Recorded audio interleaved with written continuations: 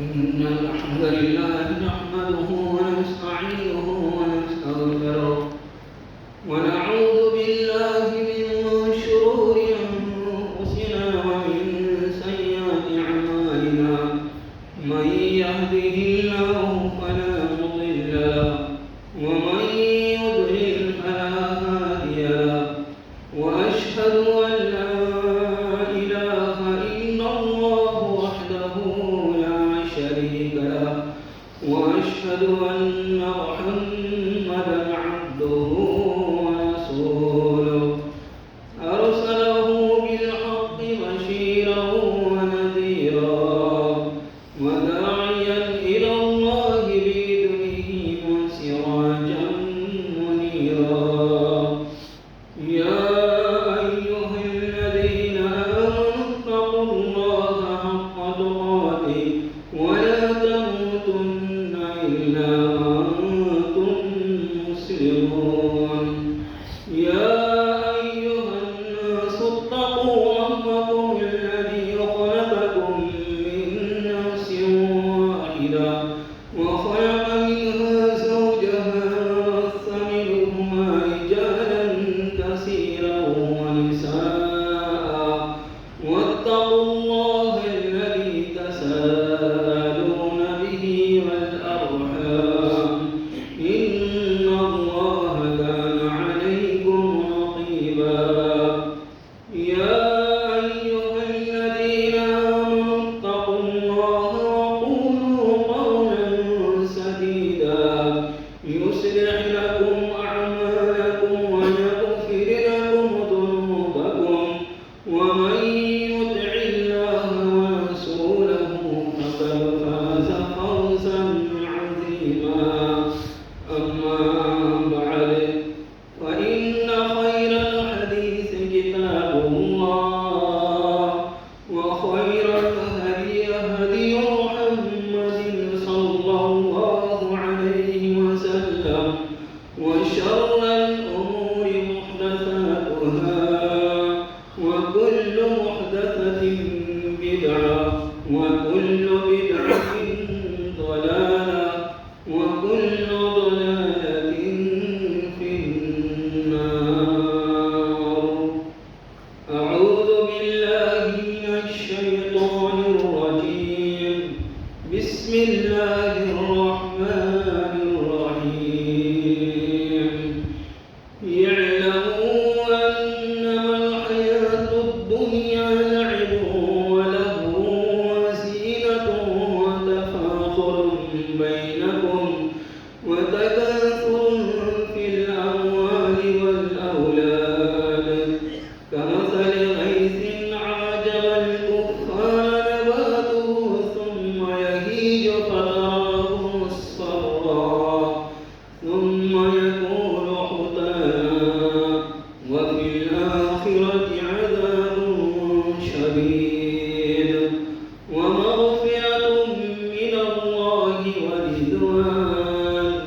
وما الحياة الدنيا إلا متاع الغرور رب اشرح لي صدري ويسر لي أمري واحلل عقدة من لساني يفقه قولي سبحانك لا علم لنا إلا ما علمتنا إنك أنت العليم الحكيم رب زدني علما حاضرین اجتماع میرے عزیز و بزرگوں اور بھائیوں میں نے سورہ حدید کی ایک آیت کریمہ آپ کے سامنے تلاوت کی ہے اس آیت کریمہ میں اللہ تعالیٰ بتاتا ہے اعلموا جان دو انما الحیات الدنیا لعب و لہو یہ دنیا کی زندگی کھیل اور تماشا ہے وزینت اور زیب و زینت ہے وتفاخر بینکم اور آپس میں فخر و بہار کرنا ہے وتکاثر فی الاموال والاولاد اور مال و اولاد کے اعتبار سے اپنے آپ کو زیادہ بتانا ہے۔ کمثل غیث اعجب الکفار، جس طریقے سے بارش ہوتی ہے اور کھیتیاں سرسبز و شاداب ہوتی ہیں، اعجب الکفار، انسان کے لیے خوش ہوتا ہے۔ ثم یہیج فتراہ مصفرا،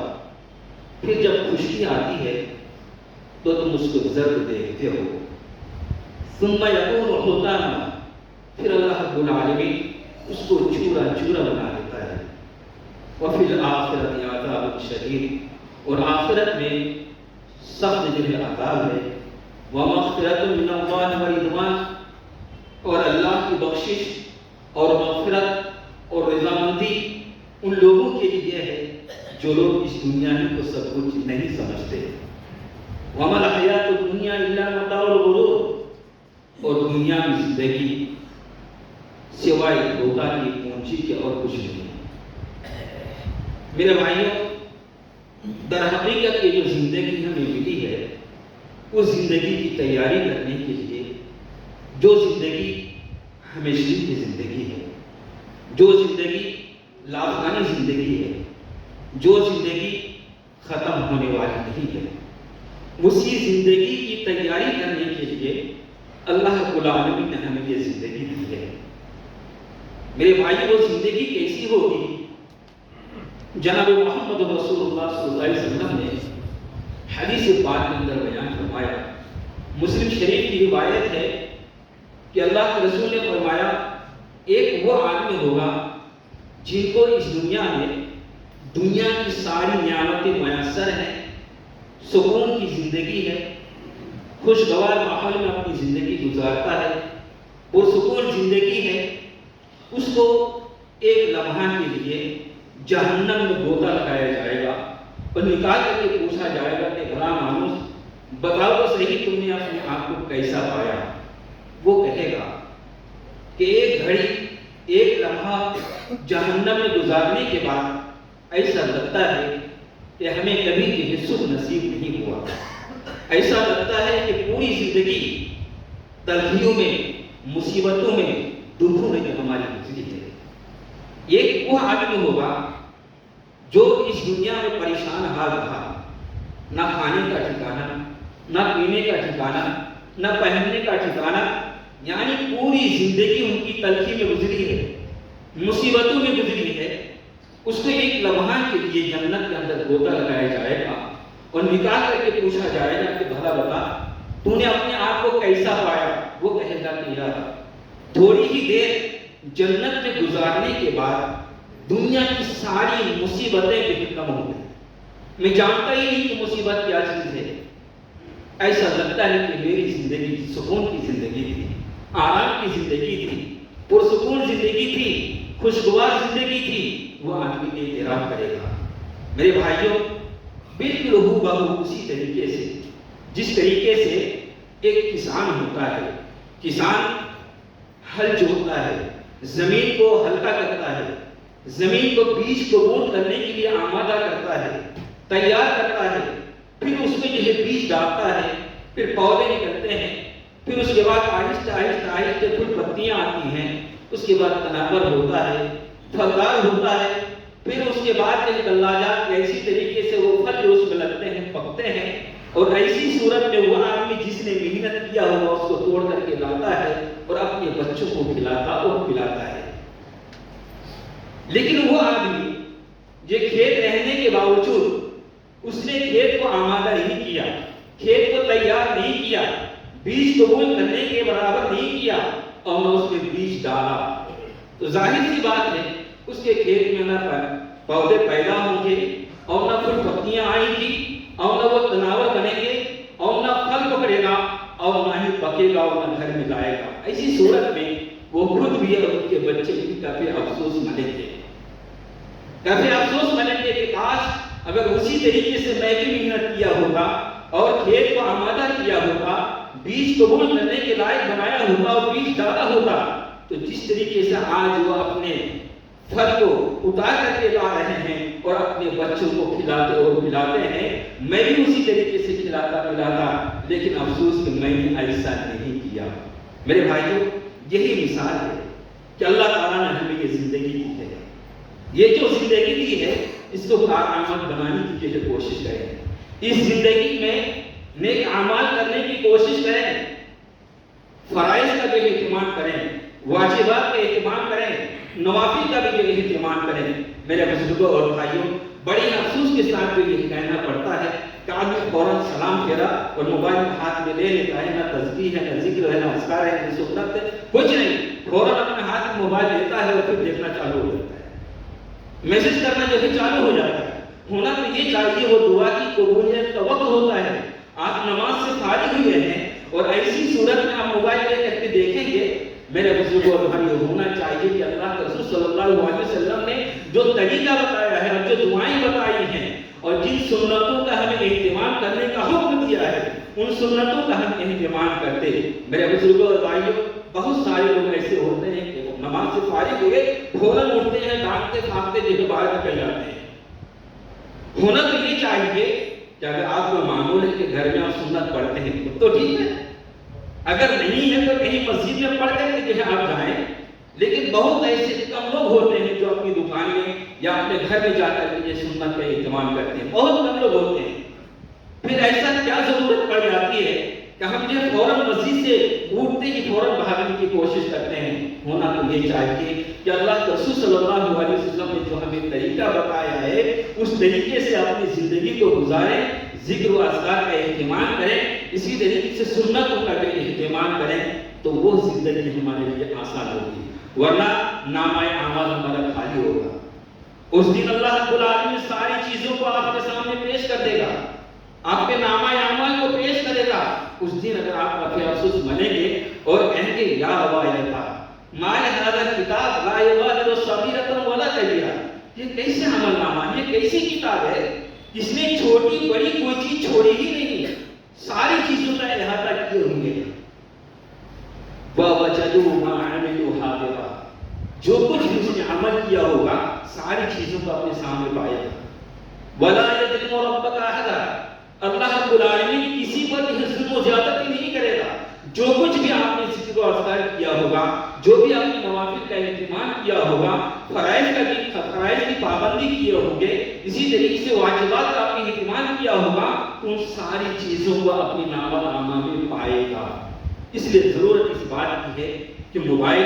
جو ہمارے ہاتھ میں ہے اور اس میں بہت زیادہ وقت جو ہے برباد ہوتا ہے. چلو اگر آپ تقریر سے استفادہ کرتے ہیں, اسی طریقے سے کوئی دعائیں یاد کرتے ہیں, قرآن کی آپ تلاوت کرتے ہیں, تب تو ٹھیک ہے. لیکن آپ اس میں جو ہے لگ جائیں اور پورا وقت جو ہے برباد کر دیں. میرے بزرگوں اور بھائیوں, اس دن کا کیا افسوس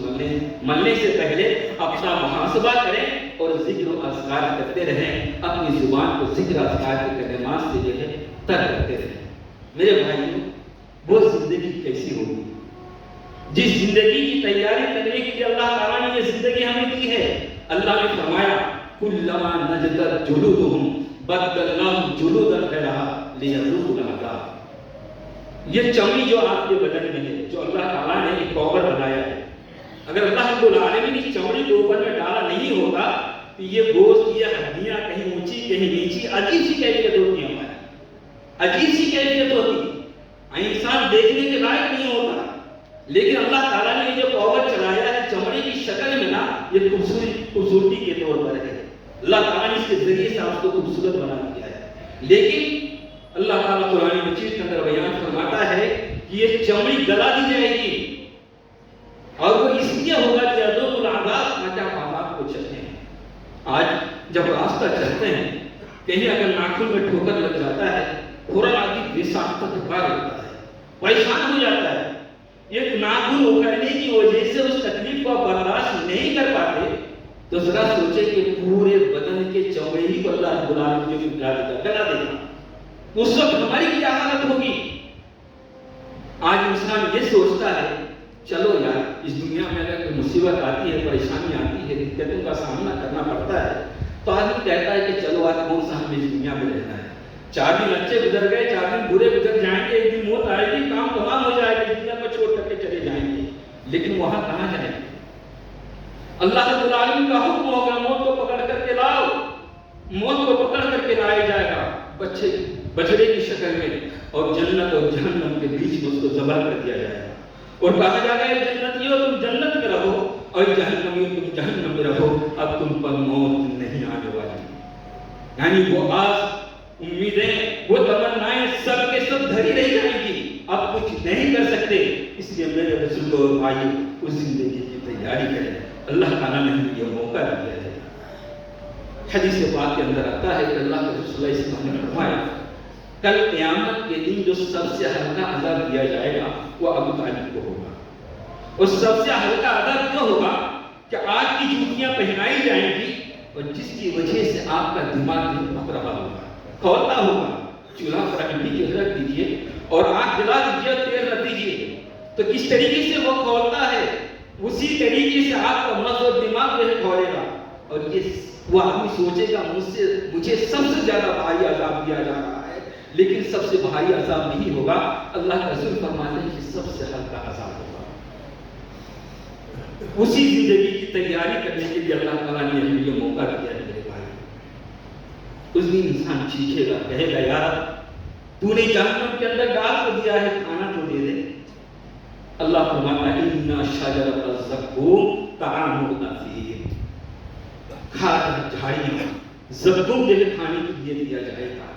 یہ گنہگاروں کا کھانا ہوگا، وہ اتنا گرم ہوگا تلچھٹ کے معنی کل مہری ابھی فرمایا اللہ رب العالمین نے فرمایا تلچھٹ کے معنی وہ گرم ہوگا اور اتنیاں جہاں کی باہر آ جائیں گی۔ اور پھر قرآن مجید کہتا ہے طعام ذا غصہ، وہ ایسا کھانا ہوگا کہ حلق میں اٹک جائے گا، نیچے اترے گا نہیں،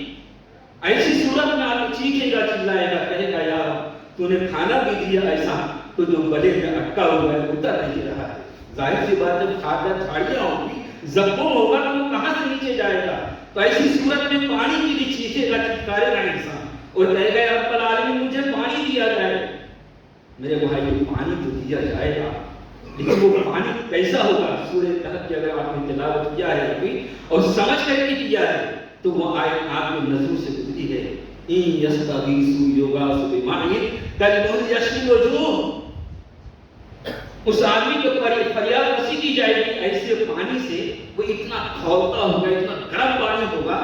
کہ اپنے چہرے کے قریب لائے گا تو چہرہ اس کا جھلس جائے گا، بھون جائے گا۔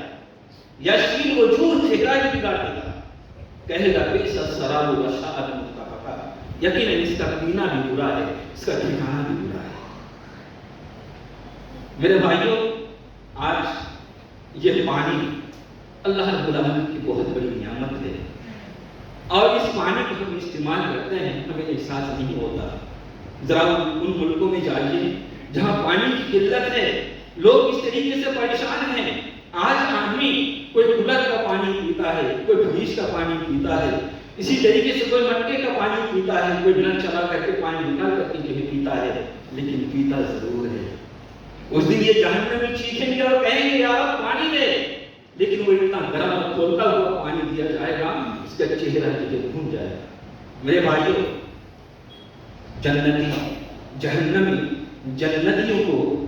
وہ سورہ اعراف میں اصحاب اعراف کا جہاں ذکر ہے وہاں پر یہ بیان ہے کہ جہنمی جنتیوں کو سلسبیل پیتے ہوئے دیکھیں گے اور جنتی کھانا کھاتے ہوئے دیکھیں گے، کہیں گے یہ جہنمی ان افیدوا علینا من الماء او مما رزقکم اللہ، کہیں گے ہمارے اے جنتیوں ہمارے طرف پانی کا ایک قطرہ بہا دو، او مما رزقکم اللہ،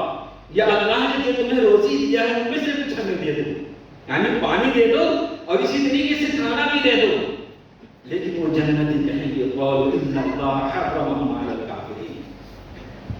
وہ جنتی کہیں گے کہ یہ دونوں چیزیں یعنی کھانا اور پانی اللہ تعالیٰ نے جہنمیوں پر حرام قرار دیا ہے۔ میں اس دنیا میں رہ کر ہم اللہ کی نافرمانی نہیں کرتے تھے، اللہ کو ناراض نہیں کرتے تھے، اور یہاں تمہیں کھانا دے کر اور پانی دے کر ہم اللہ کو ناراض نہیں کرنا چاہتے، اسی لیے میں تمہیں پانی نہیں دوں گا۔ میرے بھائیو اس وقت سارے دروازے بند ہو جائیں گے، اس وقت جہنم کے داروغہ سے کہے گا، یہ جہنمی جہنم کے داروغہ سے کہے گا مالک لیقضی علینا ربک قال انکم ماکثون۔ اس دن وہ جہنمی جہنم کے داروغہ سے کہے گا یا مالک، مالک جہنم کے داروغہ کا نام ہے، کہے گا اے مالک، اپنے پروردگار سے کہا کہ ہم لوگوں کو مارنا ہے تو ایک ہی لت مار دے، اس طریقے سے تڑپا تڑپا کر کیوں مار رہے ہیں؟ اس دن جواب دے گا قولا انکم ماکثون، تمہاری سوئے قسمت میں، تمہاری تقدیر میں، تمہاری قسمت میں لکھ دی گئی ہے کہ تم تڑپتے رہو گے، بلکتے رہو گے، چیختے رہو گے، چلاتے رہو گے، آواز کرتے رہو گے، لیکن تمہاری کوئی سنوائی نہیں ہوگی۔ میرے بزرگوں اور بھائیوں، اسی تکلیف، اسی مصیبت، اسی پریشانی، اسی دقت کو سامنے رکھتے ہوئے اس زندگی کو کارآمد بنانے کی جو کوشش کریں۔ میرے بھائیوں، حضرت عائشہ صدیقہ رضی اللہ تعالیٰ عنہا راویہ بیان کرتی ہیں، مسلم شریف کی روایت ہے، یہ حضرت عائشہ صدیقہ رضی اللہ تعالیٰ عنہ فرماتی ہیں کہ اللہ کے رسول صلی اللہ علیہ وسلم نے فرمایا کہ جب لوگ قبر سے اٹھیں گے تو بے لباس ہوں گے، بدن پر کوئی کپڑا نہیں ہوگا۔ حضرت عائشہ صدیقہ رضی اللہ تعالیٰ عنہ بہت ہوشیار تھی، کہنے لگی کہ اللہ کے رسول، جب لوگ قبر سے اٹھیں گے اور اسرافیل علیہ السلام جو سور پھونکیں گے اور سب لوگ بے لباس ہوں گے، بدن پر کوئی کسی کا کپڑا نہیں ہوگا، تو ایک دوسرے کو جھانکیں گے، ایک دوسرے کو دیکھیں گے، یہ تو شرم کی بات ہوگی۔ اللہ کے رسول صلی اللہ علیہ وسلم نے فرمایا کہ عائشہ، تم جھانکنے اور تاکنے اور دیکھنے کی بات کرتی ہو، وہ معاملہ اتنا وحشتناک ہوگا، اتنا المناک ہوگا، اتنا ہیبت ناک ہوگا کہ کوئی کسی کی طرف نہیں دیکھے گا۔ کیا تم قرآن کی آیت نہیں پڑھتی؟ یا ایھا الناس اتقوا ربکم ان زلزلۃ الساعۃ شیء عظیم۔ لوگوں، اس وقت کو یاد کرو، اس قیامت کے زلزلہ کو یاد کرو جو بہت ہی بڑی چیز ہوگی۔ وَتَضَعُ ذَاتُ حَمْلٍ حَمْلَهَا، جس دن حمل والی عورتیں اپنے حمل کو ڈھیر گرا دیں گی، دودھ پلانے والی مائیں اپنے دودھ پیتے ہوئے بچے کو ڈھیر گرا دیں گے۔ وَتَرَى النَّاسَ سُكَارَىٰ، ایسا لگے گا کہ لوگ بدہوش ہیں، بھنگ پیے ہوئے ہیں، بدمست ہیں، لیکن اس دن بدمست نہیں ہوں گے، مدہوش نہیں ہوں گے۔ اللہ فرماتا ہے وَلَٰكِنَّ عَذَابَ اللَّهِ شَدِيدٌ، اللہ کا عذاب بھی بہت سخت ہوگا۔ میرے بھائیوں، اللہ فرماتا ہے اللہ کا عذاب بھی سخت ہوگا، اس دن لوگ پریشان ہوں گے۔ مفسرین نے اس آیت کی کلمات کی تفسیر میں ایک حدیث میں نقل کی ہے کہ جب اللہ تعالیٰ حضرت آدم علیہ السلام سے کہے گا کہ تمہارے اولاد میں سے 999 جہنمی ہوں گے، ایک ہی جنتی ہوگا، صحابہ کہنا پریشان ہو گئے، 999 جہنمی اور یہ جنتی۔ جب یہ جملہ ہوگا تو ایسی صورت میں جو جوان وہ بوڑھے ہو جائیں، حمل والی عورتیں اپنے حمل کو ظاہر کر دیں گی، دودھ پلانے والی مائیں اپنے دودھ پیتے بچے کو ڈھیر گرا دیں گے۔ میرے بزرگ اور بھائیوں، صحابہ کرام کی پریشانیوں اور دقتوں کو دیکھ کر اللہ کے رسول نے بھاپ دیا اور فرمایا کہ میرے صحابیوں سنو، 999 جو جہنمی ہوں گے وہ یاجوج ماجوج میں سے ہوں گے، اور وہ جو جنتی ہوگا ایک وہ میری امت میں سے ہوگا۔ میرے بزرگ اور بھائیوں، جب یہ کہنا تھا تو صحابہ کرام نے جو ہے تکبیر بلند کی اور خوشی کی لہر توڑ گئی۔ تو میرے بھائیوں، وہ وقت اتنا وحشتناک اور ہیبتناک ہوگا، اس لیے ضرورت اس بات کی جو اللہ تعالیٰ نے ہمیں موقع دیا ہے اس کو جو سنبھالنے کی کوشش کریں اور اس زندگی کو کارآمد بنانے کی کوشش کریں۔ میرے بھائیوں، حدیث میں آتا ہے کہ 1 میل کے فاصلے پر یہ سورج ہوگا۔ آج یہ سورج کروڑوں میل دور ہے، اس کے باوجود ہم اس کی تپش کو برداشت نہیں کر سکتے، اس کی شدت و حدت کو برداشت نہیں کر سکتے۔ اور آپ نے سنا کہ بدن کو جب قبر سے اٹھیں گے بے لباس ہوں گے، بدن پر کوئی کپڑا نہیں ہوگا، اور اوپر یہ سورج 1 میل کے فاصلے پر ہوگا۔ اس وقت کیا ضرورت بنے گی؟ ذرا آپ سوچیں تو، جب 1 میل کے اوپر یہ سورج ہوگا اور اپنی گرمی شدت و حدت کو یہ سورج جو برسائے، تو ایسی صورت میں ہم انسان اس کو کیسے برداشت کر سکتے ہیں؟ بدن پر کوئی کپڑا نہیں ہوگا، کوئی گھاس نہیں ہوگا، اسی طریقے سے کوئی جھوپڑے نہیں ہوں گے، کوئی بلڈنگ نہیں ہوگی۔ آج جب گرمی پڑتی ہے شدت کی، عورت جو آگ بھاگ کے آتا ہے کمرے میں اور جب اپنی اے سی کو چالو کرتا ہے یا پنکھا چالو کرنے اللہ نے جو بھی وسعت دی ہے اسی حساب سے آدمی استعمال کرتا ہے اور اپنے آپ کو گرمی سے محفوظ رکھنے کی بھرپور کوشش کرتا ہے، لیکن میرے بزرگوں اور بھائیوں وہاں تو کچھ نہیں ہوگا، نہ کوئی درخت ہوگا، نہ کوئی گھر ہوگا، نہ کوئی جھوپڑا ہوگا۔ یہ جو زلزلہ کی بات ہے، زلزلہ میں ساری چیزوں کو اللہ رب العالمین نے پاٹ دیا، توڑ دیا، یہ سمندر بھی پاٹ میں جائیں گے۔ تو ایسی صورت میں ہمیں کیا سوچنا چاہیے؟ جب بدن پر کپڑا نہیں ہوگا اور سورج اتنا قریب ہوگا اور کوئی جھوپڑا یا گھر نہیں ہوگا، تو ایسی صورت میں بدن سے پسینہ کس طریقے سے نکلے گا اور کتنا پسینہ نکلے گا؟ اللہ کے رسول کا فرمان ہے، کسی کے جو ہے گھٹنے تک ہوگا، کسی کے ٹخنے تک، کسی کے کمر تک، کسی کے چھاتی تک، کوئی کسی کے منہ تک نہیں ہوگا، اتنا پسینہ نکلے گا۔ اور جب یہ سورج اتنا قریب ہوگا تو وہ پسینہ کتنا گرم ہوگا؟ آپ نے اس کو بھی سوچا ہو پسینہ کتنا گرم ہوگا؟ اس لیے میرے بزرگوں اور بھائیوں، فکر آخرت کے بارے میں سوچیں۔ یہ سڑی ہوئی دنیا، یہ بدبودار دنیا، یہاں پھنس کر کے اپنے آپ کو جو ہے برباد نہ کریں، بلکہ آخرت کو یاد کریں، اور یاد کرنے کے بعد اپنے عملوں کے ذریعے سے اپنے اعمال نامہ کو بھرنے کی جو ہے کوشش کریں۔ اللہ رب العالمین سے دعا ہے کہ ہمیں اس زندگی میں رہ کر کے آخرت کی زندگی کو بنانے کی توفیق عطا فرمائے۔ بارک اللہ لنا فی القرآن الکریم ونفعني وإياكم بالآيات والذكر الحكيم إنه تعالى جواد كريم ملك بر رؤوف رحيم۔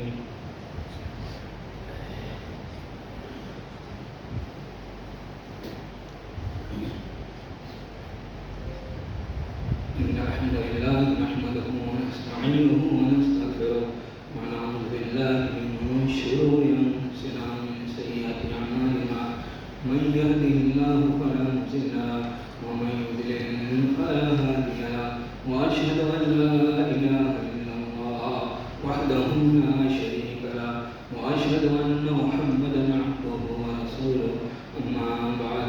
أعوذ بالله من الشيطان الرجيم، بسم الله الرحمن الرحيم، إن الله وملائكته يصلون على النبي، يا أيها الذين آمنوا صلوا عليه وسلموا تسليما،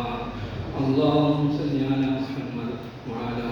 آل محمد كما صليت على إبراهيم وعلى آل إبراهيم إنك حميد مجيد، اللهم بارك على محمد وعلى آل محمد كما باركت على إبراهيم وعلى آل إبراهيم إنك حميد مجيد، اللهم صل وسلم على جميع الأنبياء والمرسلين وعلى الملائكة المقربين وعلى الصحابة والتابعين رضوان الله تعالى عليهم أجمعين۔